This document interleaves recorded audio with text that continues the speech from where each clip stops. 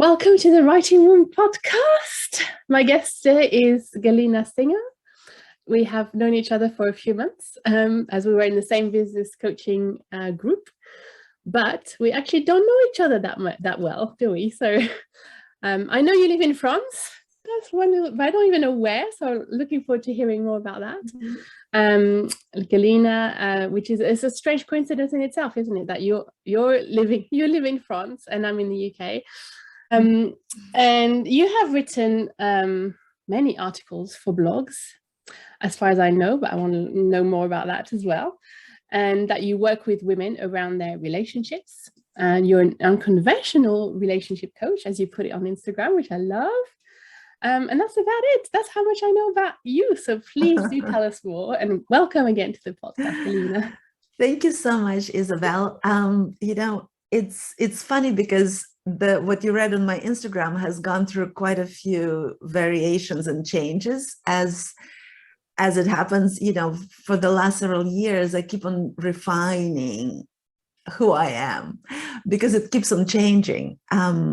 And I think, several years before it would be very simply, I'm a mother of 3 and I am, married for over 30 years. And, maybe I would list some other credentials about my education or something like that. And what I find is so liberating in the world in which I allow myself to live now is that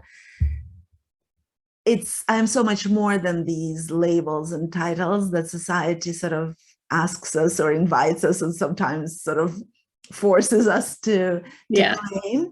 And several years ago, I called myself a writer. And that was quite a process in itself because I never had written anything before and I had never taken a writing course or anything like that. It's just that I found myself at a point in my life where there was so much that I needed to share, and the natural way to share what I had to say somehow came out through writing. And it was so incredibly intuitive and so almost automatic that I just started writing on like pen and paper. Pen and paper. Interesting. Pen and paper. And I still write in my journals. That's where most of my, more exciting ideas come, is through writing pen and paper. Yeah. And of course, since then, I know that there is a connection to our psyche, and we use our hand and it's part of our motricity. And but when it all started, it was a completely intuitive process, and I really didn't know anything about it. So today I'm calling myself a writer and a speaker and a coach, but all of these have come relatively recently, and it's taken me great strides to actually allow myself to call myself that. I commend you. I know it's difficult. Well done. And you mentioned that I live in France. Yes, I live in France. I'm actually born in the Soviet Union. And when I was a teen, my family immigrated to the United States, where I was raised. And then when I got married, we started spending more time in France. And in the last 20 years, I've been living in France, right now in the south of France, actually. Where? Right in Monaco. Oh, right. Right. My grandparents lived in Nice, so I spent many summers and Easters and any holidays. Oh, yes. That's a beautiful place to be. Yes. Especially in this time in April, May. Yes. Oh, jealous. Say hello to Nice for me. And Monaco. I've been to Monaco twice, so fabulous. Yes, coach, writer, speaker. Yeah, my description on Instagram changes every 5 seconds. Every 5 days, every 5 weeks, definitely. So it is a refinement, isn't it? Like, well, there's this that I want to add, or this is not quite right anymore. I mean, because I find that we keep on changing, and in fact, it's a relatively recent discovery for me, because I used to feel so stagnant and so stuck and blocked in the same kind of label, that now I take pleasure and joy in that flowy feeling, and I really allow myself quite playfully to change Yes. what I call myself, you know, and reserve the right to continue changing it. Yes, it's the allowing, isn't it? That's at the same time difficult and also crucial. And we're going to talk about this flow, because of course there is no creativity without flow. Absolutely. But we'll come back to that. So take us through your writing journey as a blogger. I'm always so interested in people's writing journeys in general, but especially as bloggers, because I've blogged for many years on and off, and it's not like a super regular thing, but I do love blogs. So how did you start? Where did you start? How did you start? You know, neither of these, I never knew that what I wrote was a blog. I mean, all these were relatively new words when I was just starting. So my first article I submitted to Elephant Journal, which is a digital magazine out of the States, in May of 2016. So it's a few years now. And it took me quite a while. I've already had a couple of articles, the way I called them articles, ready. And I didn't dare to send them anywhere because I just didn't think, you know, it was one of those, I was still very much in the imposter mode, and who do you think you are, and feeling unworthy. And also I come from Russian culture where, you know, the literary tradition is so incredibly, you know, vast and so important that to call myself a writer in the same vein that, you know, all these other formidable writers, it just seemed ridiculous almost. So it took me a really long time to sort of allow myself to put my contribution to the world as well. And it was actually Elephant Journal that I was following that summer for a little while. I was following them for quite a few months, and suddenly there was like an invitation to write. And, you know, it was one of those things like, oh, no, not me. Then several months later, there was another similar advertisement, you know, we're looking for writers or welcome writers or something like that. And I was like, no. Of course, the seed was planted. And the third time I saw that several months later, I was like, okay, that's a sign. It's a sign. I must follow it. So that's how it happened. And I didn't know whether it was going to be admitted and it was. And, you know, that was the beginning of everything else that followed. And do you remember what the article was about? Oh, yes, of course I remember. It was actually about motherhood. And it was because you know, the predicament in which I found myself then, there was so much sadness and regret and kind of almost disappointment with the choices I've made in my life. And I almost was embarrassed that my first article was that, because I felt like, what you know, while other women are making decisions, you know, for the world and making huge impact in other important areas of, you know, of everybody's life, all you can do is, you know, write about your motherhood. And of course, I think about it differently now. And actually, I'm preparing quite a provocative article about motherhood for Mother's Day that's coming in the States this weekend. But in the beginning, you know, it all came from that place of still very much self-judgment and self-doubt. And so, yeah, but it was about motherhood, and it was about, you know, the beauty and the struggle of it. And then as I continued writing, I started allowing myself to become much more provocative. And now what really, really thrills me is to be very much to provoke mass consensus ideas about what it means to be a woman, what it means to be a mother, what it means to be in a relationship these days. That's one of the reasons why I call myself unconventional relationship coach. Yes. So do you know how many blogs, blog articles you've written? Oh, you know what? I mean, maybe 50. I honestly haven't counted, but it's been a while because it's been quite a few years. Yeah. And do you have your own blog as well?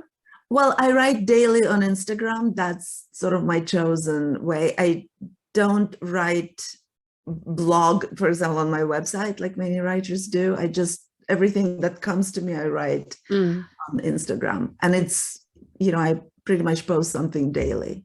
Are you not worried that your account will just be suddenly blocked and will disappear, and then you'll have lost everything? Or have you got a record? Well, I guess I have it. Most of it is somehow recorded, but I don't really fear, because I've been living in such abundance. There's so much to say, and I keep on sharing it. And what I find that as I develop in my own journey, as I develop in my own personal development and growth, there is so much more to say, even about the same subjects that I've spoken about before.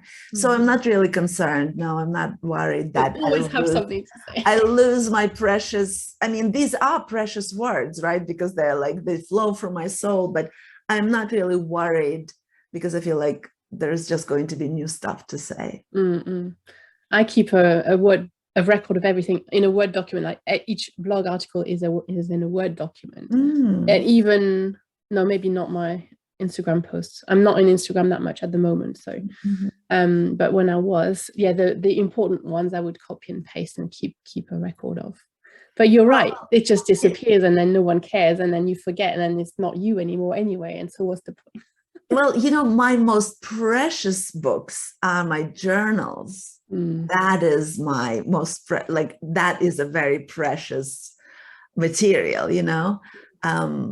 So that's the one that I hold on to tightly, because I feel like that's really like the unraveling of who I am, you know? Yeah. But everything that's already out there, it's already been sort of processed and packaged and everything like that.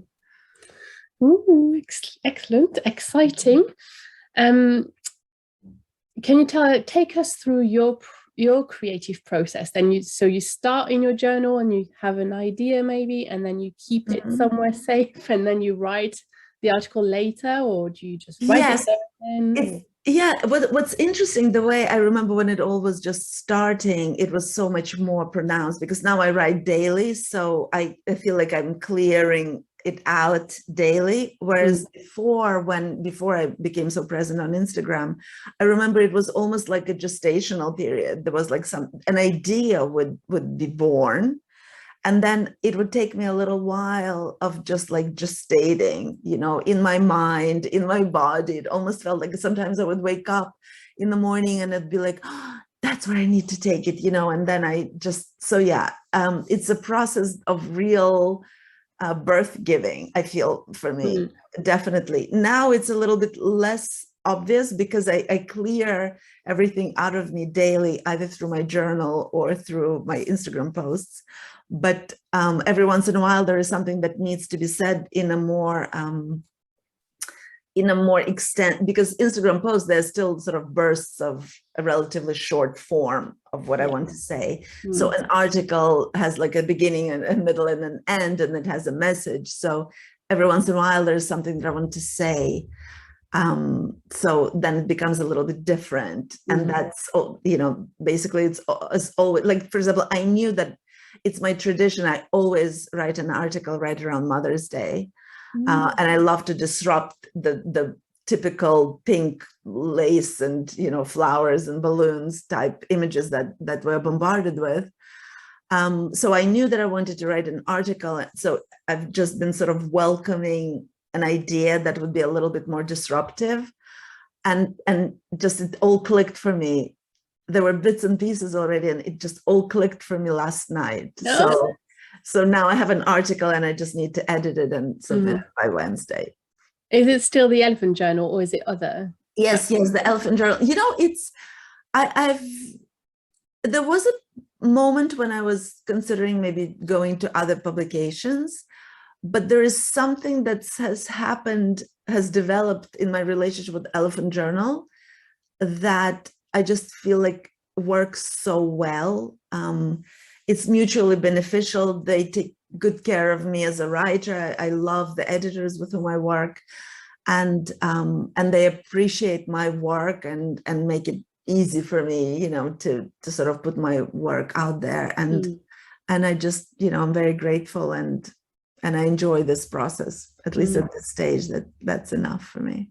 So do they edit your words at all or not? I usually edit my own stuff. But occasionally, you know, because also English is not my first language, so it's often that probably there's some punctuation or, there are some things that they add. But what I love with the editors that I work with is that their work is so seamless. I often don't even know where they've been, Right. Yeah, but I edit mostly in terms of like the actual writing. I edit my own stuff. Okay. Yeah. So they don't change. They usually don't change. Mm-hmm. And is there like a word limit on each article, or do you write as much as?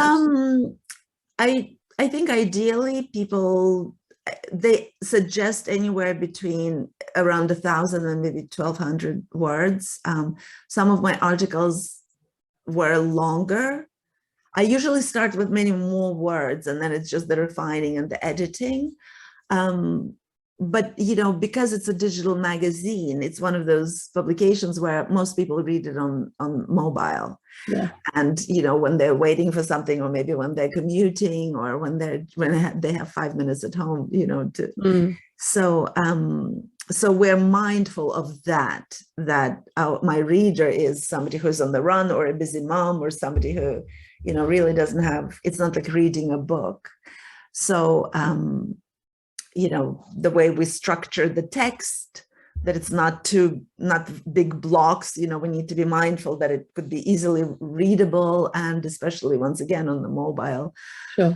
The text has to look easily digestible as well. Yeah. So what would you say to somebody who wants to send an article to the Elephant Journal? Oh, you know what? It's the editors really do a great job. I mean, because obviously there are people of all sorts of backgrounds. So I think the editors are actually very, very helpful. And if you're not yet, a savvy writer with a lot of experience, that's not a hindrance. That's what's so wonderful about it. The editors will help. And then Elephant Journal also has their own writing academy.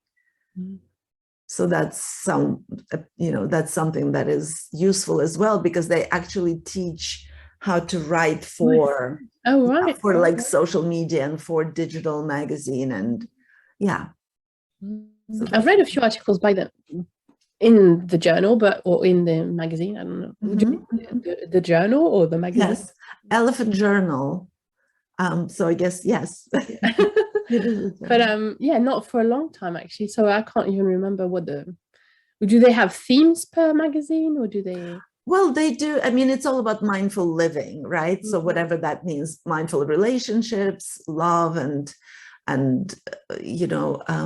environment, and good citizenship, and right relationships. It's sort of all the themes that concern people today. It could be also about politics. Basically, it's everything that is happening, but with the mindfulness and sort of like a Buddhist twist to the view on life. Yeah. And so do you mostly write around motherhood, relationships? Well, I write what I live, right? I write what I live, what I suffer through, and so yes, there's a lot about, actually everything I write is about relationships. And so romantic relationships, family relationships, motherhood, mothers and children. I also write from a perspective of a child of my own parents. So there's the mother. So I, as a mother, I, as a child of my mother, and so I bring several generations together. I like to look at, relationships as continuation of relationships that have started before us and that will continue beyond us as well. And now I'm actually very interested, after the program we've been in together, I'm also interested to explore further our relationships with money and business and economics and things like that. So that will probably... So much to say about that. Yeah. So that's something that fascinates me at the moment, although of course human relationships will never cease to fascinate us. But yes, our relationship with money and all the other things that are not, human, it's also really, really interesting, because we show up in the same way, whether with people or with things. So the way you do money is the way you do everything, and vice versa. The way you do everything is the way you do everything. So you sent me this beautiful quote saying that you would like to discuss it in terms of creativity. Yeah. And I loved it and I completely agree with it. It's a quote from the Gospel of St. Thomas. If you bring forth what is within you, what you bring forth will save you. If you do not bring forth what is within you, what you do not bring forth will destroy you. Now, neither of us, neither Galina or I is religious. So we established this before the interview. So please forgive us if we do not actually discuss the religion meaning and context of this quote, or if we get something wrong completely. Like, it could definitely come from me. I did look into it, briefly, but this is not what we're here to discuss anyway. It's about self-expression, and how it's not really a choice, but an evolutionary imperative, is what Galina said. I love that. It's about what hinders authentic expression and creativity. So please, Galina, do tell us more about this. Why did you choose this quote? You surprised me, like, oh, okay, that's I chose this quote because in the very beginning of my journey as a writer, I don't even remember exactly where I saw that. And it just, I'm not even sure that I understood it fully when I saw it, but my reaction to it was so immediate. It was almost like these words were vibrating some kind of important message to me.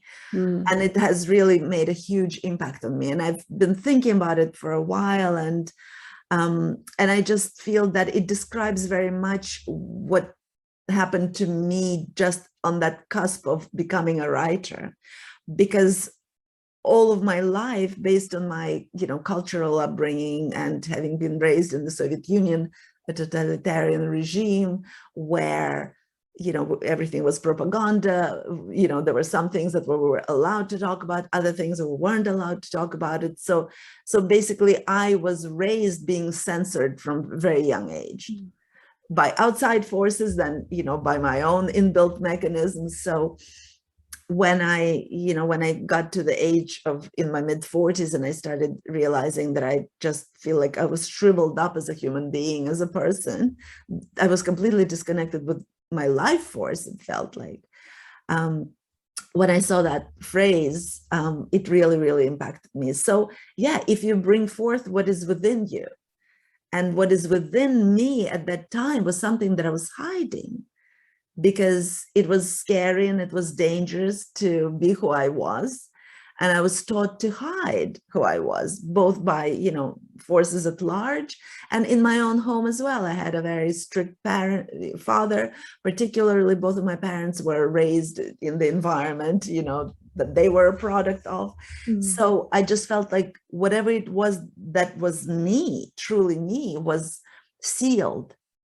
And I understood that it was my inability to tap into that has led to so much of my suffering. So when I read this, that if you bring forth what is within you, what you bring forth will save you, I feel like this is exactly what's happened to me when I've allowed myself to start expressing what it was within me, some maybe unpopular opinions, some maybe inconvenient truths.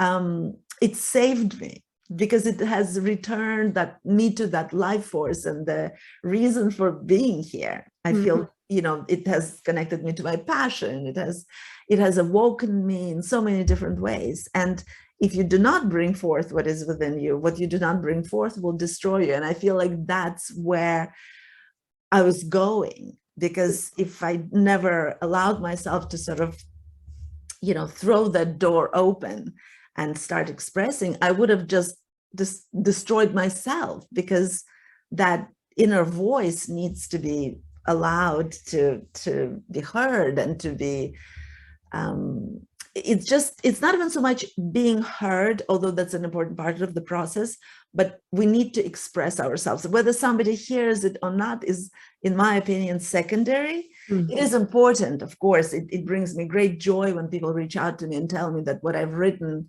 made an impact on them or helped them.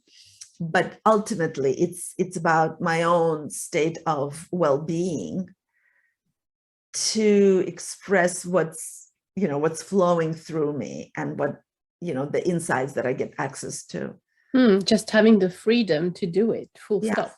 And the courage as well. Freedom, yes, but also the courage, because you know, although we live now that we all live, you know, in the Western world, and it's supposed to be free speech, there's still a lot that all of us don't dare to speak about, especially in our relationships, and even often in very close relationships. So that is where my two passions cross, because self-expression is everything, you know. And do you feel that self-expression for you was through writing, or was it also in other ways? Well, writing, and then ultimately also as I became more confident in the ways I express myself and in my ideas, through verbal expression as well. Yes, for me it's really your friends, with your husband, with your yes. I mean, and friends, and yeah. So it changes my relationships, especially with my children as well, because as I allow myself to express things, they find courage to express their inconvenient truths as well. And although it's sometimes difficult, it is also what creates ultimately the intimacy and real connection between people. Yeah. To be in flow rather than being stagnant. Have you ever felt stagnant with your writing, even though you've been very prolific? Was there any point where you go, I don't know what to say? You know, it does happen sometimes. I mean, quite rarely, I must admit, because I really devote all of my life now to this process of going deeper and deeper into these concepts that I'm studying. I usually have something to say, but every once in a while, yeah, it's not so much a struggle, just a desire to pause and just to sort of get quiet rather than expressing. Yeah, there are moments like that. With my clients, I talk a lot about the cycle of creativity and whether, and to study, to look into whether it matches your menstrual cycle, or if you're not menstruating, the moon cycle. Do you look at that at all? And have you seen a parallel? You know what? I do believe in that. I admit that I have never tried to make a connection between. It'll be interesting to sort of look back and see when my articles would come out, you know, whether it has something to do. I really do believe in that, because I feel that we are connected to everything, including obviously the natural cycles. But no, I have to say that it hasn't really been part of my conscious, you know, observation. I'd be curious to know now. Do let me know in a few months' time. Do you have plans for more articles then, for maybe another journal, another magazine? You know, yeah, I think what's going to come in the future is not so much maybe branching to other magazines, although that is always a possibility, of course, but rather writing more of a book. That was going to be my next question. Yeah.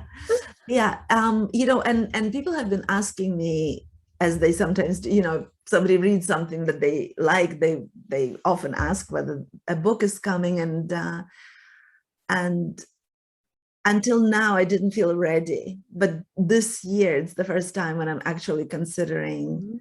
Yeah. And actually, what I did do this year on Valentine's, I had published a kind of the first time I've dared to put 52 unconventional love quotes in a form of a journal, and I've had that published. So that's actually the first sort of foray into that world, and it was exciting to see that to come to, you know, into the world. But I just feel that, yeah, there's I do desire to write a book, and I think the book will also be more of these kinds of short little stories about different stages of what I've been going through. Forward to hearing more about that. Yes. Is there anything more you would like to say about this quote that we've mentioned? Well, it's just that I think that most people don't realize the importance of self-expression. I think the world in which we've lived has been so logical and so reasonable. You know, we, as grown-ups, we were expected and are still expected to behave a certain way and to censor ourselves, I think, in great measure. And I think people are really just afraid. Most people don't feel safe to say whatever is on their mind. You know, first of all, it's considered uncivilized, and, you know, and even within a family, difficult things that need to be addressed. Sometimes we think, oh, you know, what good will it do? It'll just create, you know, create unpleasant situation, chaos, and then everybody will, because we really don't know how to process our own inner emotions or the emotions that arise through communicating with other people. And that, I feel, is where a lot of our struggle is, because a lot of relationships are destroyed because that, you know, that who we are doesn't get expressed because we're afraid. So many people don't even know, you know, as a coach, I also know that many people form relationships, even long-term relationships, having never discovered who they truly are. So they don't even know what is that treasure within that they need to externalize. So we have a long way to go. Still, both as writers and as people in our relationships, because to me, you know, that sort of to bring forth what is within, it's so much more than just the writing, or so much more than even painting. It's so much more than that creative expression. It's life itself, right? We cannot create intimacy or connection with other beings if we're not willing to reveal the soft spots and the sores and, you know, difficult. So I'm very much into mental wellness, mental well-being. How do you, I mean, I can see very much the link between self-expression and being who you are as like the key to being truly well in yourself, physically and mentally as well. Would you agree? And is that what you work on in your coaching? Absolutely. Yeah. For me, first of all, mental well-being cannot really be separated from, I'm more interested in holistic well-being. And as a coach, I talk about mind, body, spirit alignment. Because to me, it's all very much related. And of course, our mental well-being has a lot to do with what we eat and what we think and what we drink and what we say and what, you know, all that. So that is why, to me, one cannot be without the other. So very much agree that we need to, you know, what the words and thoughts that we express also need to be of the same, we have to be just as discerning about the thoughts and words that we ingest as well, I find, for the well-being that we're talking about. So it's that kind of self-care, I can say, that has to do a lot, you know, what we say and what we share with others and what we are willing to consume in every way. And in your relationship coaching, do you also encourage your client, if it's just one client? Do you do couples as well, or is it one person? I've done couples, but separately usually. Every once in a while we go together, because for me, I'm very focused on who comes into a relationship and what we bring into it. What will happen together out there depends in great measure on what we bring in. So I prefer to speak to individuals at a time. And then they can go and explore and play and, you know, do their relationships with that perspective of what am I bringing? What am I expressing? So do you encourage that person to then tell the other person in the relationship to also self-express? And like, is it a communication? Is it that's a great question, because what I find the difficulty in relationship coaching is that we want to tell others what to do and what we think they should do and what we want them to do. But what I find is much more effective is when we act more as models. So just to use my own case, for example, as I often do, when I started on my journey, I had all kinds of expectations also from my husband, and then I wanted him to do the work and to become more creative. He's a relatively creative person in his own way. He is an entrepreneur, so he's always finding new ways, of looking at business. But I found that when we start telling people what to do, it's not a very, it usually doesn't quite work out the way we hope it would, because I think people have the tendency to shut down when somebody, what feels like, criticizes them. What I teach instead, what I advise instead is, when we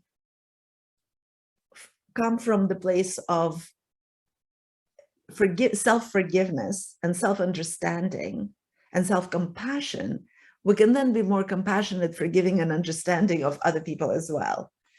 And when those other people in relationships with us feel our compassion and our acceptance of who they are, they then become safe to start truly expressing who they are. So that's, I feel that you first have to sort of establish the kind of environment where people feel safe to be who they are, including ourselves. We can only create that environment after we've created that for ourselves. Yeah. And that in that field of safety, then everybody can start expressing differently. Otherwise, it's everybody's on the defensive and not much can. When we're defensive, we're shut down, and then the inner world goes even farther in, and becomes difficult to tap into. Yeah, I agree. It's allowing the other, or by allowing ourselves to be ourselves, we allow the other to be themselves, and it's like then we can relate on a different level, or a higher level. Yeah, that's what I found. Beautiful. So where can people find you, Galina?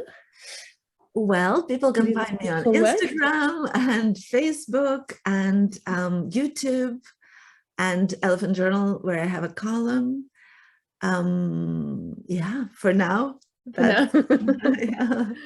Galinasinger.com, right? It's galinasinger.com on my website, of course. Yes. And on Instagram, it's at Galina Singer. On Facebook, I'm Galina Singer, and my professional page, which is Wake Up with Galina Singer, which is also my YouTube channel, Wake Up with Galina Singer. Yes, and please sign up for my newsletter so you will stay abreast of all that I will too, actually. I haven't signed up for that. Okay, yes. Because some things are happening and are coming in the future, something that I'm going to call Togetherness Lab. So I'll be talking about that. So sign up if you don't want to miss any news. I will. And what is your best writing tip for anyone out there who wants to write either their own blog, or for a journal or a magazine like Elephant Journal, or a book? Honesty. Try to be inward looking rather than outward looking, because I think a lot of people want to fit into a particular, maybe something that's popular or something that's popular at the moment. And I always found that that's not very sustainable. If you come from your own experience, from your own, what hurts, write about what hurts. I don't remember who said that, but that was another phrase that really stuck with me. If you come from your own experience and share your truth, so many people will relate to that, because it's honest, and it's, it could be sometimes provocative and even jolting, but that's what gets people into your writing, I find. And it is more sustainable, because it will interest you more than anything. But also sustainable in the sense that where that's coming from, there is always more, right? From within. We're always in this life journey, so there's always something that's happening, that we're living through, that we're experiencing, and we can write about that. Especially the last 2 years. Yes. And remember, what you bring forth will save you, right? Yes, so don't keep it in. Don't keep it to yourself. Tell other people. Right. Well, actually, that's just to finish up. One of the things that is so beautiful about this is it's also when we talk about abundance and scarcity, right? When we share our gifts with others, we are in that flow of abundance, and then so much other stuff can be happening. Whereas when we keep things to ourselves, we're in fear, and it's that kind of scarcity, like there won't be enough, or that sense of unworthiness. And writing, sharing, expressing, and sharing it with others, it's such an abundant gesture. It's scary though, right? Sometimes. Well, it's scary because it's only scary if we're afraid of criticism, right? What are we scared of? We're afraid of criticism, rejection. But if we get to that relationship with ourselves where it's more of a joyful relationship, then what comes out is it's kind of a celebration. Beautiful words to end on. Thank you so much, Galina. It's a pleasure. Thank you. Thank you so much for the invitation. My pleasure. I will see you soon. Yes, thank you. Bye. Bye-bye.